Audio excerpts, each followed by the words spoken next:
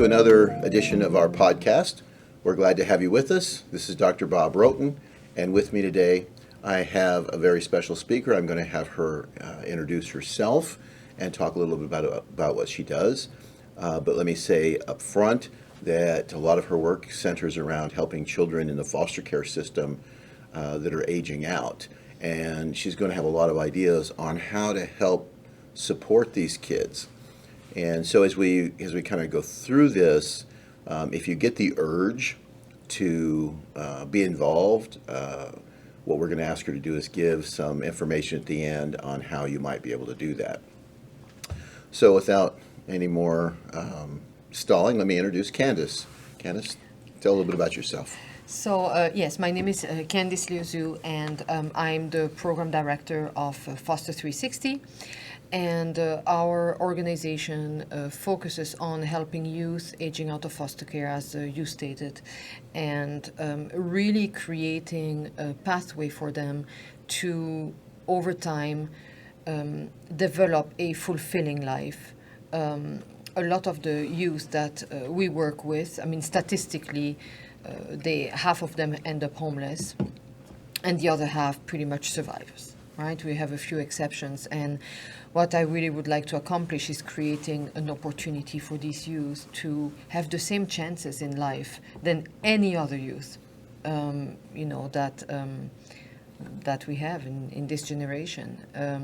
And with that, you need to start with the mindset and making sure that we shift some of the patterns that they are used to and that create some of the behaviors, some of the reactions that they have and that are being judged by our society, right? So that's in a nutshell what we do. We help them connect with other partnering agencies in the Valley in order to help them create opportunities to reach their goals. So that is really, we are community connectors in a sense, right, outside of all the mindset work that we do with them. So I'm going to interpret that a little bit. How I hear this is really what your goal is to create equity between all children so they all have the opportunity to have a successful future. To me, that is a social justice issue. Mm-hmm. It is an issue that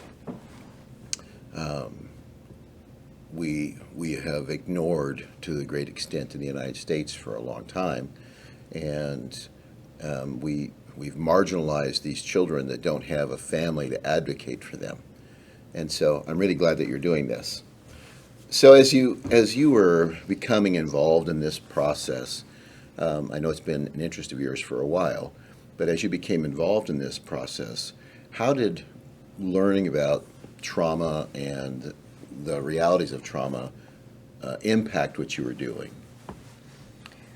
Where do I start? There is so much impact that happened. You were one of the first persons I met when I started this program, and I'm so glad I did because it completely shifted my approach. I had some ideas on how to help, these youth, and they were very practical things around helping them find a job, helping them find housing, and so on. But what I, at that time, despite being a certified life coach, I really focused on the practical aspect of things and not on the emotional and trauma aspect of things. And when I understood I call it the anatomy of trauma, really the physiological reactions that we can expect out of a youth that has experienced trauma and is still in a state of hyperarousal, then everything became clear for me, that this is what we need to make sure we address. And when I say addressing, I'm not talking about necessarily an action other than just understanding, right? It completely shifted my understanding of what they go through. And it has allowed me to not judge their behaviors. So in organizations where very often they pretty much get kicked out of a program or of an organization because of their quote-unquote behavior, I feel like our group has been able to really stand up for them, on their behalf and really understanding that their behavior is normal, is to be expected. And it completely shifts how you then communicate with them and how you work with them over time. In fact, being in the mental health world for a long time, one of the things that I noticed repeatedly was that the society as a large has no patience with children that were raised in traumatizing environments, and the natural, predictable, absolutely biologically correct responses that they make. And they just want these kids to knock it off and be like, other people. And they do the same thing, in just about all sorts of situations. When somebody experiences rape, they just want the person to get over it, because them being affected by it annoys somebody. And you see the systems are designed, they want compliance and acquiescence more than they want health and well-being. And I think that's particularly true in the foster care system. And so what you have is children that were highly traumatized, exposed to repetitive adversity and a lot of toxic stress, behaving the way their system has been built to behave. And the way it's built to behave is going to annoy people that have an idea of how it should work, and they have a lack of knowledge, or a lot of times I think they're willfully ignorant. They know what's going on, but they don't want to deal with it or look at it. They just want the person to make it easy for them to feel good about what they're doing and to go away. Yeah, they expect the youth, in my case I'm talking about youth, but I think it's applicable to any vulnerable population, to just be grateful for having that person in their life and then just comply. That's not how it goes. And so that's why in our space, whether we are, I am not, educated in mental health. So, I came in with a set of good intentions, of very good intentions, and that's the case of a lot of service providers out there. It's not sufficient. You need to educate yourself on who you work with and, what you're really dealing with. And you don't need to turn, in my opinion, you don't need to turn into a doctor. You don't need to cross any lines here, but just the simple understanding. Because in our society right now, and especially in a space where you work with traumatized people, sometimes, maybe more often than not, you create more harm than good without even knowing it, right? Because you're recreating these patterns of triggers that then constantly re-traumatize the people you work with, just because you didn't understand what you were dealing with and you were not fit to respond to these reactions. That is really what has completely changed and influenced what I do through the training that I took with you, and that is ongoing. Sure. When I think about this, I think about the fact that and this is kind of my point of view from when we're looking at trauma. I don't think people can be adequately compassionate if they don't understand the impact of trauma and toxic stress, particularly on a child. Because what they want to do is they want to build this system that doesn't account for diversity much, and they want everybody that comes into that system to lockstep through that system and be okay with it, even though it doesn't fit them very well, and even though it's not designed to accommodate very well. This is what we're doing, and if you want help, you have to do it this way. And it's so authoritarian, it's so controlling, it's so overwhelming that often what we're doing is re-traumatizing children again and again and again, because part of what they have felt repetitively is not having any control over their own life. They have felt like people are always doing things to them, and quite often, they think that people are doing things to them because it's what people are expected to do, not because anybody knows what they need or what would be good for them. And I think a lot of times systems of care don't really look at what is. They're coming from a very authoritarian, a very systemic view. This is good for all people. And they apply that universally to whoever comes into contact with them. But when it's not good for that person, then they blame the person, they vilify the person, they reject the person, they're angry with the person, they label the person with negative labels, and guarantee that the person can't be effective. In a sense, they shame them and punish them for not being capable of moving in lockstep with this very regimented system. And that, I don't think any of us that have had bad experiences are able to cope with these systems of support, systems of care, certainly the legal system. None of these systems are designed to support people. They're designed to be efficient for the system. And as long as, in my personal belief is, as long as we're focused on the well-being of systems rather than on the well-being of people, then every action ultimately is in service to the system and not to the people. Mm-hmm. So, how did you actively begin to change what you were doing with people once you had more knowledge about trauma? Well, the first thing I did after I started this training is I started to relate to the youth that I work with. What I find is what you talked about, the compassion or the lack thereof, is due to the fact that people look at themselves as different from the youth. We're not. It's just that the triggers we're experiencing are just maybe slightly different or maybe lower, but they're still there. So for me, what I had to do is I had to start with me before I could do anything with the youth. And so the way I started with me is, number one, understanding what my triggers were and finding ways to calm myself down. Because if I can't do this, I will not be able to model it with other people. And that understanding was absolutely critical for me to be able to work with our clients. And when I say me, I really want to include all of my team, because that's what we've been working on together as a group.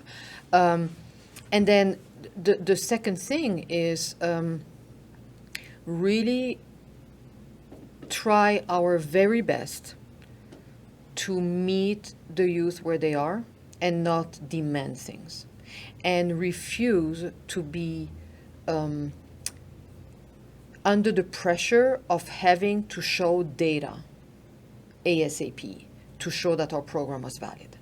We understand that transformation is not an overnight job. It's just not going to happen. So really accept that it's going to take some time. Accept that it's going to be difficult for the youth we work with to relate to us, to trust us enough to really open up and be able, And from a youth perspective, when they're homeless and we're meeting them at a Starbucks, and they don't know what they're going to be eating that night, they don't know where they're going to be sleeping, understand that we're not going to be able to create miracles because physiologically they are not in a state where they can self-reflect and plan. So stop expecting things from them that are absolutely unrealistic. That is what has completely changed. And what you don't see in that space, we see everywhere, over and over again, well, he or she has 2 weeks to find a job, right? And it's impossible, in the context that they're in, and based on what we understand. So you're basically highlighting the idea that a lot of times the way the system deals with these youth sets these youth up to fail. So I want to call it more, either the society we're in or, the service provider system. Because when I think system, I think about, the state. Okay? That's not where the problem only lies. We live in an area, and I think we can talk about it nationally. I mean, I moved from Pittsburgh, and Pittsburgh has the most nonprofit per capita in the nation, in the nonprofit sector that provides services to underserved populations and vulnerable people. As I said before, we have a lot of people that come in with very, very, very good intentions. And they can be praised from that perspective, but very little knowledge of who they work with. Mm-hmm. And that creates a system where, this happens, where we are not actually helping, right? And we are not creating the transformation that could be created with these people. That's, you're kind of highlighting what the 2009 Presidential Commission on Mental Health, which was a report given to the president on the state of mental health, and when you read that, you realize they're not recommending mental health services because people get worse by being involved in that than benefit. And it's not universally true, but it's the largest numbers are not really helped that much. And I always found that confusing in the mental health world, because I have been involved in a number of agencies over the years, and I've worked with a lot as a consultant since I have not been involved in that world. And the really interesting thing is how often I've had conversations with CEOs or CFOs, and when I start talking about being trauma informed and really create an organization that operates from that trauma lens, and really having people be compassionate and being kind and to really do what they say, which is meet the person where they're at. That's bandied around, but nobody really wants to do that. And what I've had, different leadership and organizations tell me is, well, what you want is a Cadillac service, and we are a Chevy business. And I always find that kind of just an excuse, because it doesn't cost any more to do it right the first time. If you are really engaging people well, you actually help them move through and out of the system. And what has become the focal point, at least in the public mental health system, is, are we able to bill? Are we getting complaints? And if we're getting complaints, is it from somebody we have to pay attention to? But as long as we can bill and keep the complaints at a minimum, whether we produce good results or not is irrelevant. Mm-hmm. And because that's the easiest way to operate a business, and the government as a whole has made that possible because of the way we pay for this stuff. And I think that we see a lot of grants that are set up the same way. You don't really have to do anything substantive. All you have to do is have a little eye candy that says you did this, and look at how great you are for having done that. And I think it's one of the challenges we face is we're trying to create true transformation in the lives of children that need it. And the system is really about the system. How do we do a minimal amount, still look good, feel good about what we're doing, and if people don't do it the way we need them to do it, then the problem is theirs. And that's really kind of an awful load to put on anybody's shoulders. As you have in your own organization worked to become more trauma sensitive and trauma informed, how has it changed the relationships between the people that you work with? Well, the way it has changed it is that we have created what we call a support group. So we're not just colleagues. We are also now supporting one another, because we understand that whatever interactions we have with our youth can trigger us too. And we understand our own physiological reactions to the experiences we have. And so we also recognize the fact that we're humans and we're going to be affected by those. So really finding a place where we can support each other, and for each team member knowing that they can call anybody from the team. I mean, you always have more or less affinities, right, from one person to the other, but knowing that they can reach out and, talk through, with the appropriate boundaries, making sure that they provide notice to the person they would call and so on, has really, created a really nice, cohesion between the team. And I would even say allows us to create more impact, because when you at least verbalize what happened, you're able to put that event into perspective and be able to go back to whoever you were working with and have the proper boundary in place. So I want to say that this is the main thing that has happened. And then I would say the other thing is, that is more in my role, is I see that, our navigators over and over, they get back into these expectations, not that they have of the youth, but they want to help them. They just want to help them so much. And they say, they need to find a job, and they need this and they need that. And sometimes, I just have to bring them back and say, well, I'm not sure it's even realistic. I'm not sure it's even realistic what you're trying to do right now. And I think that's really helpful for them to get some pressure off. Yeah, we have a mindset in Western societies that success is about being able to check off marks of productivity. Well, they've done this and they've done this and they've done this, rather than success is establishing a relationship that helps stabilize somebody. And systems, I don't care which system it is, they tend to be more on the side of efficiency and how can we do this, rather than on how do we connect with people. And that becomes kind of a stumbling block a lot of times.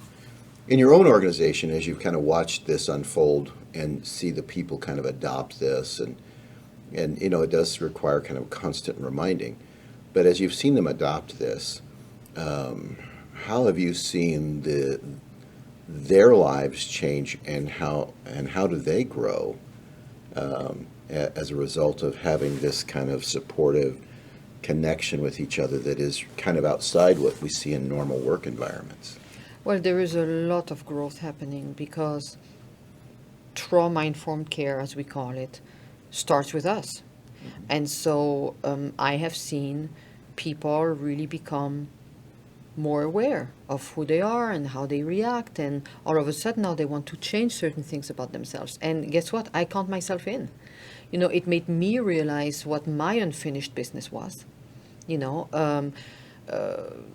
Some of them involved going back to therapy.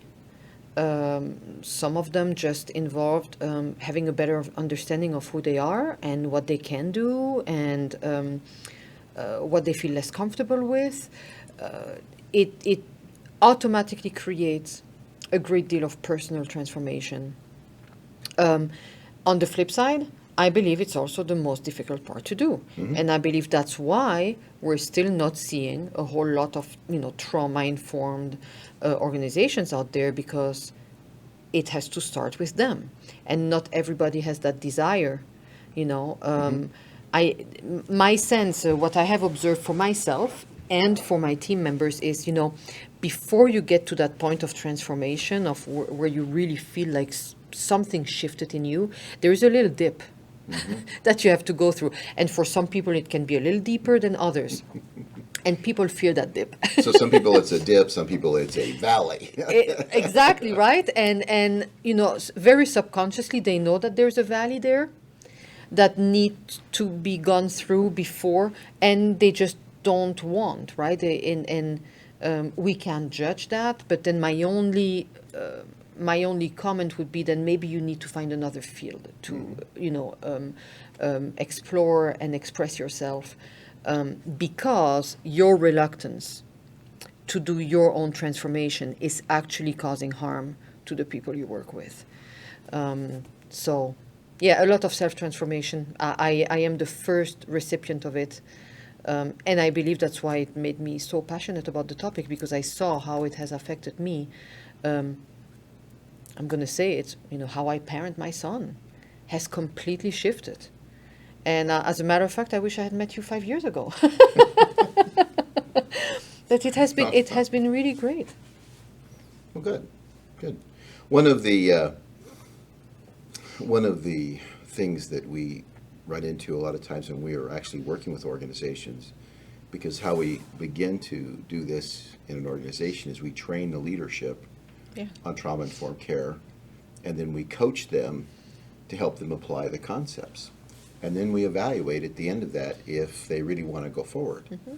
And I am often surprised how few of them want to go forward. Mm-hmm. Because if they have to change themselves, they aren't really interested in that. They're interested in trauma-informed care as something to check off so that they can say they are for funding purposes, or because the new Family First Act requires people to have an understanding of trauma.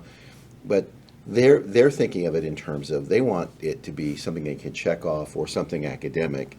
They're not thinking about it as a change of culture, and starting with the leadership of the culture being the first to change. Absolutely. And they always want the person on the delivering the service to be the one to change. And I think it's a similar model that what we see in parents. Parents don't want to change. They want the children to change. Exactly.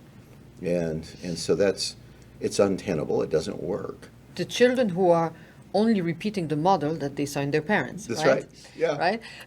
I don't know if you were referring to leadership specifically in the nonprofit sector, but having spent 20 years in the for-profit sector, I will tell you that it's applicable to that field as well. It's we could create an environment that is much more positive and fulfilling in the workplace overall, if only the leaders would accept to do that work. It would change their lives, and it would change the lives of their employees at the same time. And you would find so much less stress, anxiety, even illness as a result, right? Longer term illnesses, if we were to apply these principles in the workplace. I am so wholeheartedly convinced. Well, and I of course, I agree, because that's kind of my thing, but the benefits that I see is in organizations that do this is you have this whole organization aligned on a mission. You have them aligned on key principles of living. And it's the expectation is that everybody that works here is operating on these. Mm-hmm. And there's a power to that while we can measure it, we can take, we can collect data around it, but there is a real change of how things feel and how they support each other. One of the organizations we worked with, like almost 4 years ago now, they were joking that they use the Hulk Bruce Banner metaphor all the time, and they're so familiar with this now, and they are so involved in this process that what you will do is hear, and this is what they've reported to me, is somebody will be talking to somebody and they'll say, I'm in Hulk mode right now. I have to have some time to get in Bruce Banner, and then I can hear you. Mm-hmm. Or, we need to put this off because I think we're both in Hulk mode right now. And that the number of arguments that it is reduced, the reduction in territoriality, mm-hmm. the hurt feelings, the reactive behaviors that tend to create, conflict in organizations goes way down.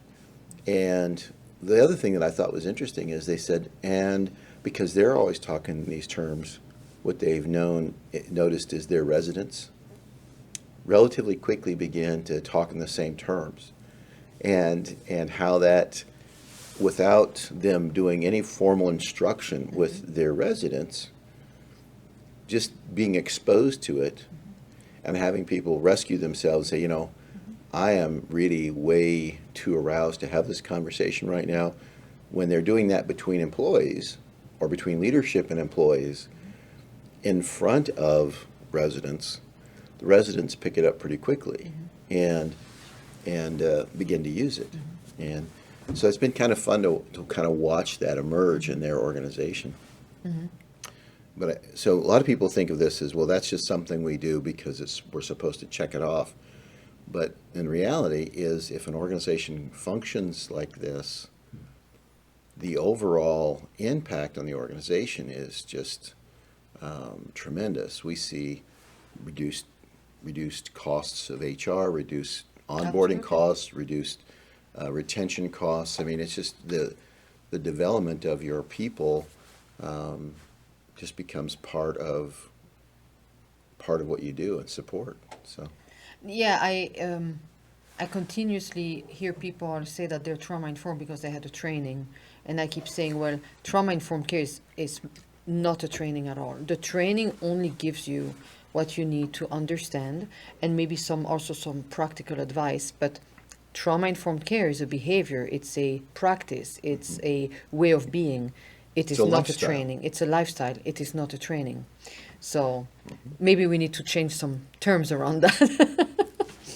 So, as your team has worked to make this shift to become more trauma informed, how have you seen youth respond to your changes? So we are a still fairly new organization, and I, for example, when I go out there, I don't yet say that we are trauma informed. You know, we are just working very hard to get there, because that too is not an overnight job, right? You know that we have taken several of your trainings. Any video that's out there, you know, we share it with the team. We ask that they listen to it. We do these day-long video trainings with you, and yet we're still working on that. However, what we can see is we have youth that stay with us for a longer time. And if they sometimes, you know, we lose track of them, they come back. Okay. The rapport and the level of trust is there. And it's an ongoing process. One of the things that we do is this book that you co-wrote,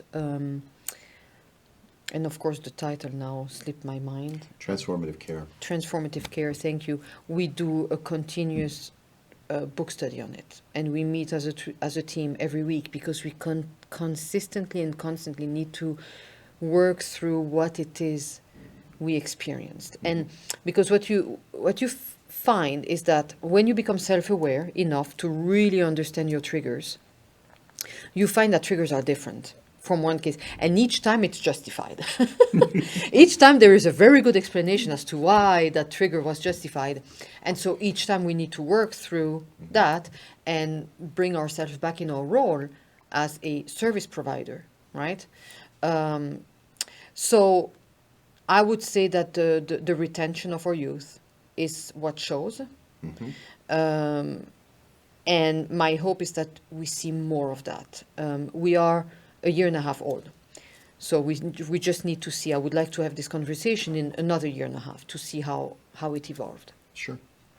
One of the things that I notice is that, you know, while you the retention piece is certainly true, but you know, you hang on to them better. But the true connection with these kids, I think, has been, you know, greatly improved. I think that while we're all growing, we're always improving ourselves.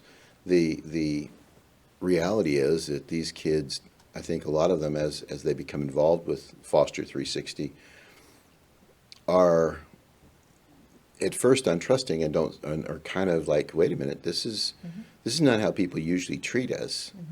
And so it takes them a little bit of a hurdle to kind of get over that. But as they realize that, you know, these people really care about me and not just putting me through, you know, a bunch of hoops to jump, that they are more willing to take direction. They're more willing to be brave enough to experiment with some things. And that's been kind of interesting to watch. You're right. Another thing I want to say is in the rapport, one of the areas we have really worked on as a team is boundaries. Because what I found is it's not just for us that it's good. As a prevention of this whole, you know, compassion fatigue and burnout, it's also for them very reassuring. And I have found that in some communications that are happening with youth that we have been working on for a while, they really understand now the boundaries. It's okay now to text us because they understand, their limits and their boundaries. Whereas before, when you started texting us, it became extremely dramatic, very fast, and very intense, and very triggering. So I think being able to model that has been really good for them as well. I still have, there's still something that bothers me is that we still, unfortunately, have to come to conclusions where sometimes it's not possible for us to help a specific youth. And the reason being that I always say that we're doing things the reverse way of how we should be doing it. And until we have an infrastructure where we can actually bring them in and almost literally house them and really create that safe space for them to come, there's nothing we can do. And we have come sometimes to these, painful conclusions that the way we're set up right now, we will not be able to help this one specific youth. And that is really something that I regret greatly. And that is so true. And it's usually the youth that has the most need. Well, that's what breaks your heart, because you want to help, but all you're going to do is, check boxes off. You're going to say, well, I gave them this, I gave them that, but you have created zero transformation.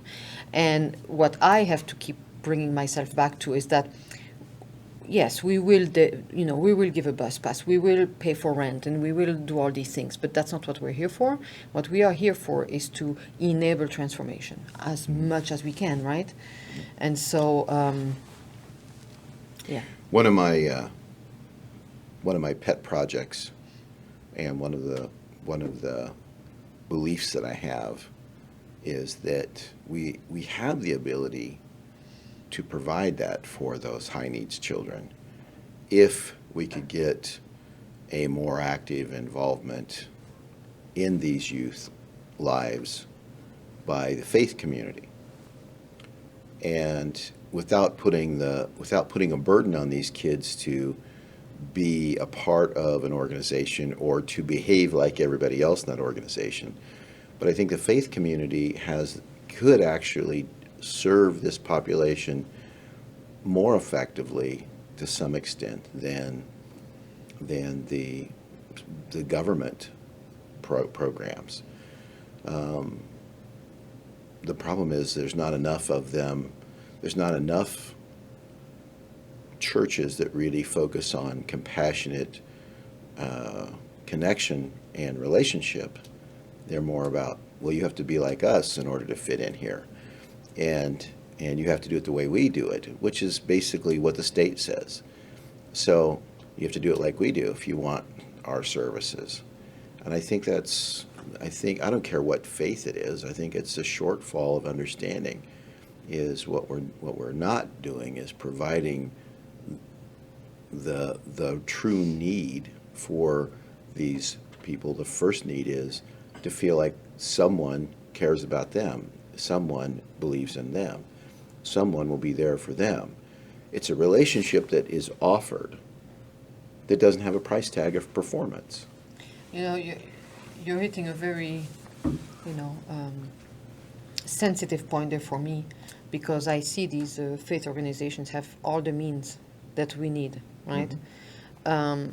But I will not subject any of our youth to demands of, who they should be. I'm specifically talking about, some of our youth that are part of, the LGBTQ community. But not just that, it's, the perspectives are so different. Asking a youth, I don't know, to be abstinent when, I mean... That's the primary way they deal with stress. Yes, we have other fish to fry right now, right? And yet, the biggest contradiction, without being overly religious here, but I had a conversation recently with someone that was mentioning, well, this is the founder of trauma-informed care. I forgot who this person was referring to, and I said, well, Yes, but to me, Jesus was pretty trauma informed. You know, I mean, when you read the gospel, I see a lot of trauma informed care happening right there. And if only we follow that, you know, because there is no judgment. It's meeting people where they are. It is about, you know, empowering them and allowing them to see their own beauty. So it's all there. It's all there. It's at our disposal, and I still have faith and hope that, you know, the community will at some point join forces and get there, and, you know, creating that awareness is important. I think we're seeing movement in that area. I know you've met Sang-Hoon before, the Korean minister that's actively involved in the trauma-informed faith community. I may have seen him at a conference. Yeah. Yeah. Okay. Yes. But we have several large churches now that have really embraced this and made it a part of even how they manage their own churches and how they do outreach, and it's interesting to hear how they talk about this stuff, and serving the community is a whole different feel to it. And what I'm hoping is that change becomes more pervasive. I know there's about 21 churches in the state of Arizona that are currently trying to move into that. There's 2 or 3 that are 4 or 5 years into it, and they're doing.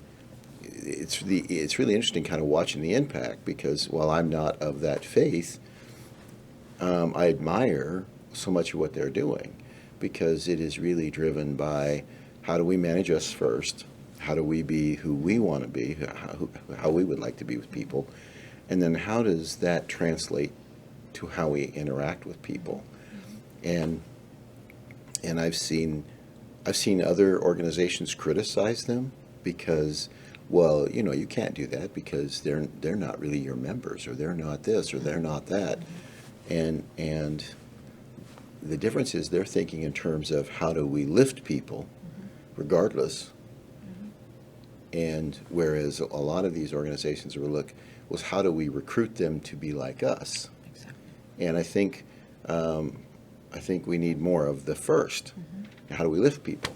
And so, you know, I'm hoping that can happen, because I think that system can change more quickly than state agencies or funders that are driven off of state contracts. So, one of the questions we wanted to address is, what do you think is preventing our system of human services from really becoming trauma-informed? I think we alluded to it a couple of times before. I believe that the biggest roadblock to trauma-informed care is the work you have to do on yourself. It's people's unwillingness, and I don't mean it in a judgmental way, it's unreadiness, unwillingness fear to address their own demons, to address their own struggles, to finish their own business. I can't blame anybody for not being ready. I would just advise to just look at other, pathways for them than what they do. But that is the biggest hurdle, because if everybody was willing to do that work, they would see the transformation that's at the other side, and they would want to recreate that transformation with others. I believe that is because the training doesn't cost a whole lot. And with everything you're putting out there for almost nothing, I mean, you could get fairly educated in trauma-informed care without it costing you an arm and a leg and putting your organization, in the red. So that's not the issue. That's not the issue. It's very accessible, but it requires a lot of self-reflection. It requires you, as the service provider, to take that look in the mirror that maybe you never looked, that you never took. And I think that's a pretty brave step that a lot of people are afraid to take. And I could only encourage them to just jump and do it, because on the other end of that mirror is really a beautiful perspective. So the natural, you see, the natural hesitancy for us to be self-reflective is one of the primary roadblocks to that. Yes, and the fact that, we see ourselves as separate from whoever we serve. That's right. We're not. The only way you can do this is, yes, by doing the work yourself, but by doing the work yourself, what it creates a gel between you and the people you serve. There is no difference between me and that kid in the street. Yes, physically we have differences, but there's no difference. It's just we're at different places. And through us, we can guide them to a similar place to ours, right? Or whatever place they want to be. So that's what we're talking about at the beginning, right? So yes, that's what I believe is the biggest roadblock. And I believe that people can be encouraged and convinced. But I think there is too little of that. We need to do more awareness, create more awareness about how it's going to help them, how it's going to help the organization, and then how exponentially greater the work they would do could become. That's good. We find that as people embrace this concept and really make it theirs and transform their own lives, they are so much more capable of holding space for other people. Absolutely. And there's a certain power in that.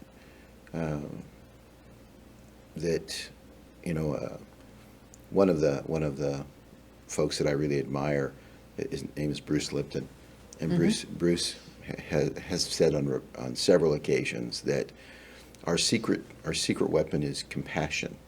When we can truly achieve compassion and understanding of other human beings, we have a superpower.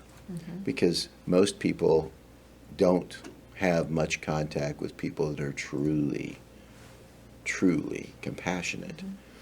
And, a lot of people in the service business want to feel good about themselves. They come into this field and it's all about doing things to people rather than knowing people. And, if I can tell you what to do and you go do it, that makes me feel good.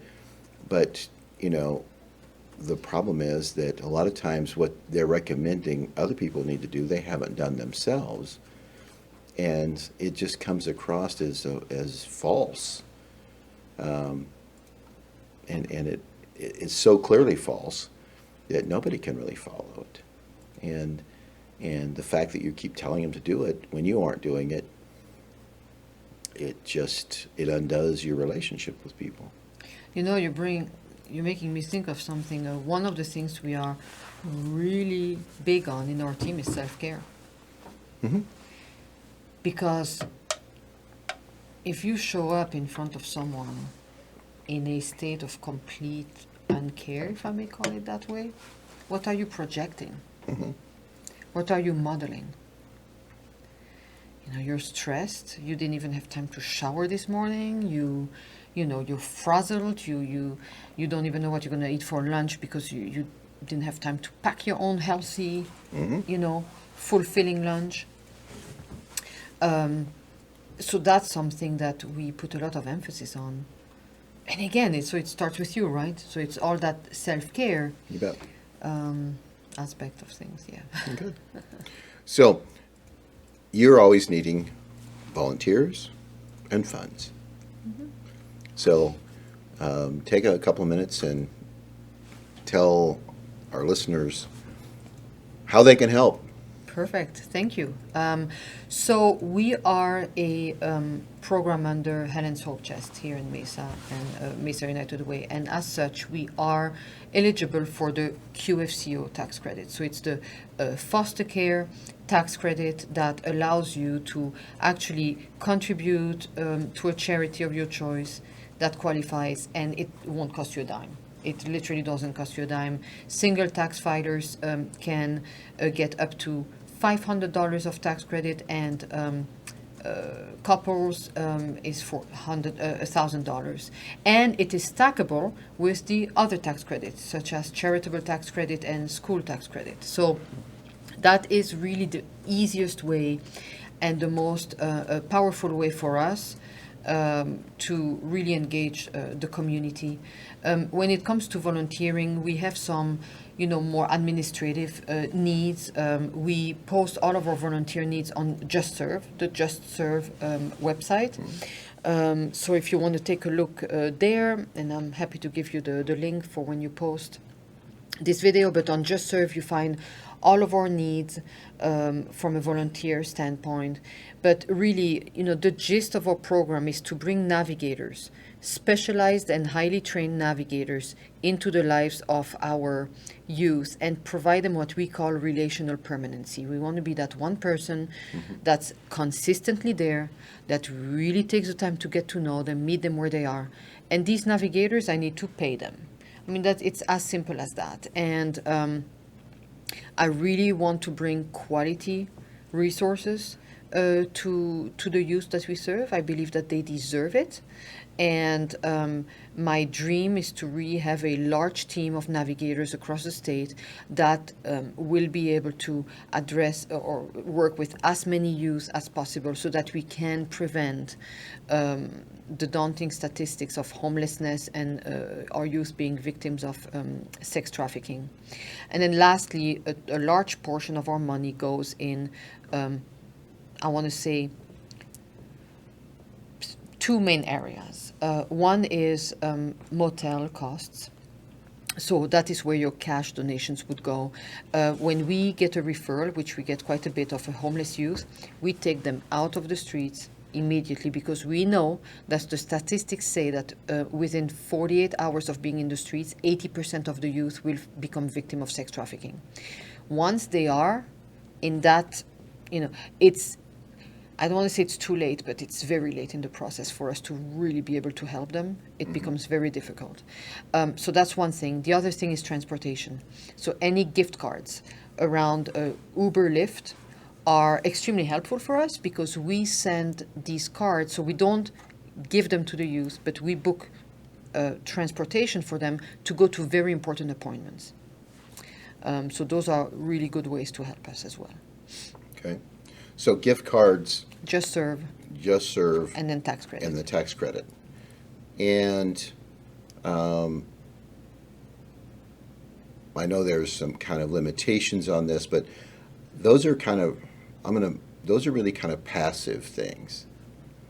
And what I'm going to suggest is that people need to do more than that. Certainly there's these passive things that people can do, but how can you as a listening audience support the well-being of these youth that, by the very life experience they have not prepared them to be, productive, responsible adults that can kind of manage themselves very well. Right now we have the prison system overrepresented by these kids, and a lot of them are going to end up in that system.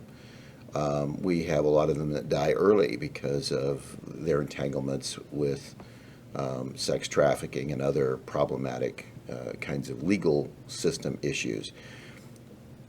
What can you do to really help this? How do you become, more kind of tuned in to what these folks need and how you can help? And I think that requires more active involvement. If you're a member of an organization, how do you get your organization to be wanting to kind of step in and help these children? We have really good-hearted people that will sacrifice 2 weeks of vacation to go over and build orphanages for children in the middle of Africa.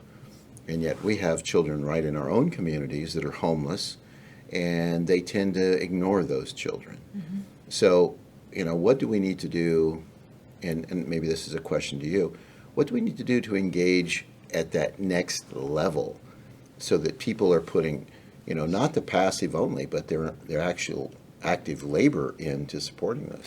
So, as I said at the beginning, Foster 360 is an organization that is really dedicated to connecting the youth with all those resources that they don't know of, right? Which is why they end up homeless. They don't take advantage of them. So there are some really amazing organizations that provide mentoring services, for example. Mentoring has been proven over and over to be really efficient. I believe in mentoring that is longer term. 6 months mentoring, I have some thoughts about that. But so Let's be really clear. You're talking about people that want to get involved with these youth, that are looking at this being a relationship that they'll want to maintain for years. Yes, absolutely. I mean, for it to be really, productive, for the youth, I believe that it would be a longer term kind of relationship. So I would invite any listener to reach out to us if they wanted to find out about organizations that they could go and deliver their help to, so that we can go and refer our youth to those partnering organizations. That is a great way to be actively involved. Now, we also do right now, not so much because of what's going on, but we typically do monthly workshops here in Mesa. And one of the things I really like to have is people making a nice homemade meal and bring them to the workshop, so that the kids, when they come, they can have a nice meal. So that is another way to be, really engaged. And, volunteer opportunities, navigation is not something that we engage volunteers in. Sure. However, there are opportunities to, for example, help us in these workshops, to be involved. So there are many ways, that these youth can be helped. There are ways to do this actively. I think, for me, when you said it takes an active engagement, honestly, someone taking interest in a program, coming in and really seeing for themselves what we do, and then making a decision to contribute is an active involvement. Because, they then trust the people who were trained to do the work. Not everybody has time to go to trainings over Sure. and over again, right? And I think that's where people sometimes are reluctant, to do things and to volunteer. Just take interest, become aware of what's going on, trust us, ask us questions, ask us for updates, and help us expand this program. That would be really wonderful. We are doing amazing things, and our partners are really recognizing it, and we get a lot of referrals from them, and what they recognize the most is the tenacity with which we help our youth. They know that if they come to us, we don't give up. And that's vitally important for children that have been given up on repetitively, frequently have been in many different settings. Yes. And that have been basically told that they don't really have much value. That's their belief, and that's what I was talking about. These paradigm shifts that need to happen is taking them to a place where they believe in their own value. So, Candice, our time's up. I really appreciate you coming Thank in you. and talking about this.